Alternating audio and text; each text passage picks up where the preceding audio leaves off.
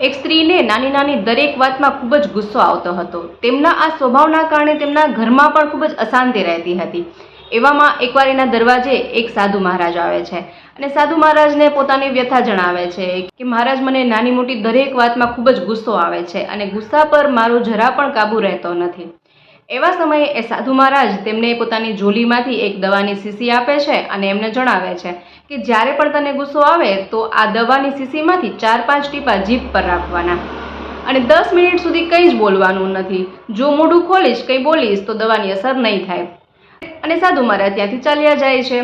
બીજા દિવસથી જ્યારે પણ એ સ્ત્રીને ગુસ્સો આવે તો એ જીભ પર એ શીશીમાંથી 4-5 ટીપા જીભ પર રાખે અને 10 મિનિટ સુધી કંઈ જ ન બોલે. એમ કરતાં કરતાં 7 દિવસમાં તો એ સ્ત્રીનો સ્વભાવ સાવ શાંત થઈ જાય છે. ગુસ્સો સાવ ચાલ્યો જ જાય છે.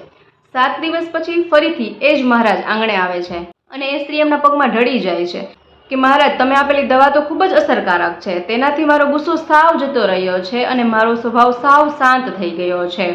ત્યારે સાધુ મહારાજ જણાવે છે કે મેં જે તને આપ્યું હતું એ કોઈ જ દવા નથી. એ ફક્ત એક સાદું પાણી જ હતું, પરંતુ તારા ગુસ્સા પરનો કાબુ તારા ચૂપ રહેવાના કારણે આવ્યો છે. તો મિત્રો, જ્યારે પણ આપણને ગુસ્સો આવે ત્યારે આપણે મૌન થઈ જવું જોઈએ. ગુસ્સાની સૌથી અસરકારક કોઈ દવા હોય તો એ છે મૌન. જ્યારે પણ ગુસ્સો આવે બસ ફક્ત થોડી વાર માટે મૌન થઈ જઈએ તો ગુસ્સો પણ શાંત થઈ જાય છે. આપણે કંઈ પણ આડું બોલીએ અને તેના અનિચ્છનીય પરિણામથી બચી શકાય છે.